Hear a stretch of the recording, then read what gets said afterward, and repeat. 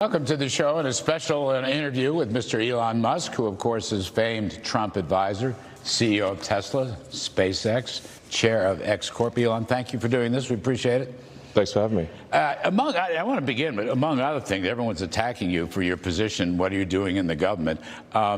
There was a cyber attack on X today, which shut it down and may have been foreign sourced. Yes. It's a big story. You want to give us a moment on that? Well, we're not sure exactly what happened, but there was a massive cyber attack to try to bring down the X system with IP addresses originating in the Ukraine area. Oh, well, so that's your suspicion. Is the website, is the internet up? Is it up yet? It's up, yeah. It's up yet. Okay, good.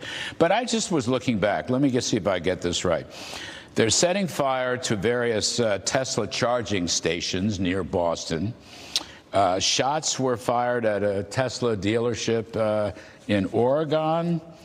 Various nonviolent... Shots fired, not a metaphor. Shots fired, yes. Downtown New York, marching against the Tesla showroom. Your stock is way down. You've been criticized left and right. But look on the right side. I mean, why are you doing this? Always look on the bright side of life. Yes. I'm an optimist. Yeah. But besides that, yes. I mean, how's your day? What motivates you to do this? Was the opera good? It's tough sledding. Yeah, it is tough sledding. But I think we're doing the right thing here. There's been a tremendous amount of waste and fraud in the government. When you're part of the government, you saw a lot of that, and there's been. If you look at the Inspector General reports and the Government Accountability Office, there have been many audits that have pointed out that there's a tremendous amount of waste and fraud in the government. In fact, there was a report issued by the GAO, the Government Accountability Office, last year. So during the Biden administration, which estimated the federal government fraud to be $500 billion. Mm. So just to be clear, that's not a Trump administration thing, that's a Biden administration thing. So what we're trying to do is get that number down to a much smaller figure, save money for the American taxpayer, stop money being spent on things that I think very few taxpayers would agree make sense. Transgender animal surgeries, or why are we spending money? Why are American tax dollars being spent on this? The president's gone through a long list of absurd things. Why are the 20 million people who are definitely dead marked as alive in the Social Security database? Why were hundreds of millions of dollars of Small Business Administration loans were given out to people aged 11 and under, according to the Social Security? I mean, these must be some very enterprising 8-year-olds, And some pretty strong 150-year-olds. Yes, exactly. As the president said, we have an enormous number of people marked as alive who are 160. He didn't know the country was that healthy. Yes. So demystify this. How do you do it? Okay. How big is your team? Yeah. Where'd you recruit most of them from? And what is it that makes you choose, the Treasury or Social Security or USAID? How does it work? Let the public know, please. Right. Well, we just basically follow the money. We look at the president's executive orders, and we also just follow the money. So we started looking closely at USAID because they were completely violating the president's executive orders to suspend foreign aid, what's called foreign aid, but in our view is a lot of corruption. So what we saw there is just a tremendous amount of money being sent to non-governmental organizations. But actually, this, by the way, is I think one of the biggest sources of fraud in the world is government-funded non-governmental organizations. This is a gigantic fraud loophole where the government can give money to an NGO. And then there are no controls over that NGO. So they've given billions of dollars, in fact, we estimate tens of billions of dollars to NGOs that are essentially scams. Mm-hmm. By the way, trying to put a stop to that. So I don't want to interrupt, but Secretary of State Rubio has just come out, I think he tweeted today, he has accepted over 80% of your recommendations to shut down in USAID. Right. So your review and analysis was spot on. Yes. So I think when people criticize, say, what Doge is doing, we say, well, which part specifically? Because we put all of the actions of the Doge team on the Doge.gov website and on the Doge handle on X. So we post the receipts. So it's like this action has been taken, this action has been taken. So when we get criticism, we say, like, of what? Which line do you disagree with? Like which cost saving do you disagree with? And then people usually can't think of any. No. So it's transparent line by line. It's transparent line by line, which is quite remarkable. Right. And so, and then with respect to the Treasury, for example, the two main recommendations we suggested, which have now been implemented, was that any payments going out of the Treasury, especially the Treasury's main payment computer, which is called PAM, things like Payments Account Manager or something like that, but it's like almost $5 trillion a year, so about $1 billion an hour, that the payments be coded with the congressional appropriation, and that there be an explanation for the payment. Very basic stuff. And just doing that, we estimate will save $100 billion a year. You're not really, let me see if I get this right, particularly with Social Security, you're not really changing policy. No, yes. You're auditing the fiscal mechanisms to make sure that, from point A gets to point B, and that's where it's supposed to get to. In some cases, it doesn't get there, or in some cases, it may go over there. But that's it's not a policy exercise. You're not changing laws. You're just doing what any business would do in a profit and loss audit.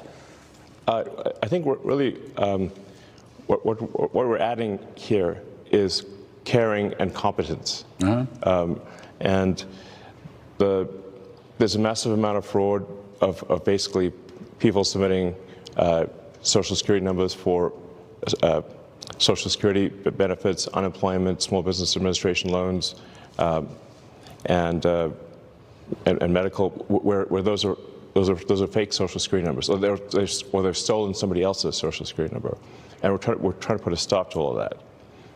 And that's the number which is estimated to be on the order of 10% of federal expenditures, which is, half a trillion dollars. It's a huge number. Yeah. You're working with the agency heads. You're working with the cabinet secretaries. Yes. I saw Howard Lutnick was on TV yesterday saying you were partnering with them. Is that fair? Yeah. What we do is in consultation with the cabinet secretaries and with their departments. So. We're really trying to be we'll refer to ourselves as tech support. We're really helping the department get a handle on things, because what actually happens here is you've got this sort of vast federal bureaucracy, and then you've got a very thin layer on top of the politically appointed officials, and what tends to happen is that the bureaucracy, frankly, is in control, and they largely ignore the politically appointed people.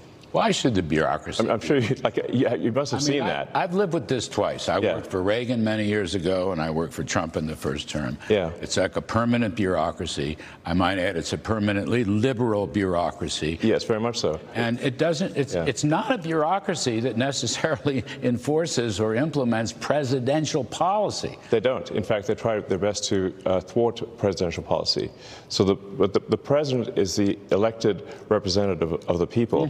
And if the president cannot get things implemented as a reflection of the will of the people, then what we have is not a democracy, we have a bureaucracy. We have rule of the bureau, not rule of the people. And that's what we're trying to defeat here is the bureaucracy and have rule of the people. And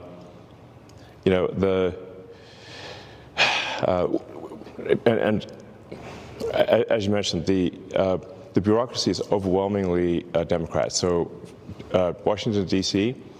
was 92.5%, I believe, voted for Kamala. So this is overwhelmingly a a deep blue situation. How do you pick your next targeted agency or department? Well, we're trying to act broadly across all departments, so it's not just one department at a time. Are you in all of them now? All of them?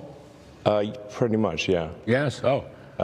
We're trying to make the government more efficient across the board. So yeah. How big's your team? We're a little over 100 at this point. 100. Get to 200. You're going to get to 200. Yeah. Okay. And you're recruiting from where? More or less. Basically, it's software people,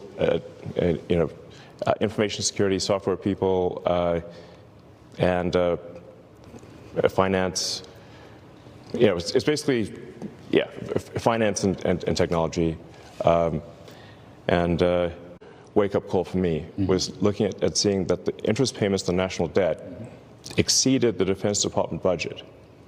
And that was only growing over time, which meant if we didn't do something about this, then there won't be any money for anything. We'll just be servicing debt. And you know how to read an income statement, and you know how to read a balance sheet. You've had some business experience. I'm kidding, but yeah. You know about this stuff.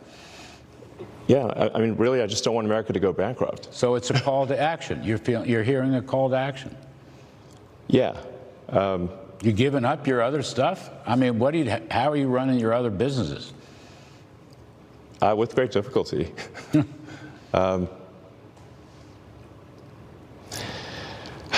Yeah, I mean. But there's no turning back, you're saying? I'm just here trying to make government more efficient, eliminate waste and fraud, and so far we're making good progress, actually. So our savings at this point exceed $4 billion a day. Mm-hmm. So it's very significant. You think you'll wind up getting to $1 trillion? Yeah. Of savings? I mean, unless we're stopped, we will get to $1 trillion of savings. And that stuff can be translated. I mean, we've been talking. We had Russell Vogt, the OMB director, on earlier, through very rescission authority, impoundment authority. But I believe you said it earlier. It's an audit that will not gather dust on shelves. This is actually going to wind up with real savings, bend the spending baseline down.